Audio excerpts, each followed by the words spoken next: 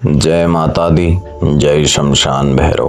पिछले भाग में हमने 11वीं विधि जानी थी, जिसमें साधक अपनी चेतना को भीतर की प्रकाश ऊर्जा में स्थिर करता है। आज हम 12वीं विधि सीखेंगे, जिसमें साधक ध्यान के माध्यम से अपने मन और चेतना को पूरी तरह शांत और स्थिर करता है। शिव जी कहते हैं, जब साधक अपने मन को स्थिर कर देता है तो वह हर प्रकार के भ्रम और अस्थिरता से मुक्त हो जाता है।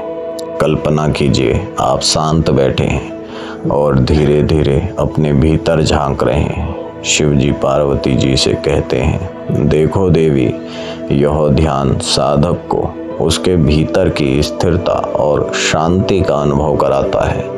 जो साधक नियमित अभ्यास से अपने मन को शांत कर लेता है, वह बाहरी दुनिया के उतार चढ़ाव में भी स्थिर रह सकता है। यही ध्यान साधक को उसके भीतर की सच्ची स्थिरता और आत्मज्ञान का अनुभव कराता है। तो इस 12वीं विधि में करना क्या है? अपने मन और चेतना को ध्यान के माध्यम से स्थिर करना है।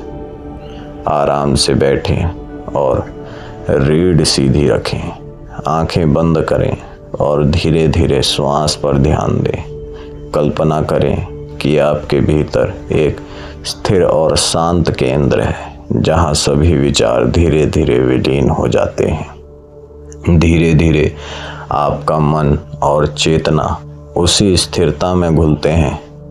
आप केवल शांति और स्थिरता के रूप में मौजूद होते हैं। शिव जी कहते हैं, इससे साधक मानसिक रूप से सशक्त होता है और उसका ध्यान भटकता नहीं है। अब अभ्यास के रूप में समझिए। आराम से बैठें, रीढ़ की हड्डी को सीधा करें, आंखें बंद करें और श्वास पर ध्यान दें। अपने भीतर स्थिर और शांत केंद्र का अनुभव करें। धीरे धीरे हर विचार और उलझन को उस स्थिरता में विलीन होने दें। बस ध्यान के अनुभव में खो जाएं और अपने भीतर की शांति को महसूस करें।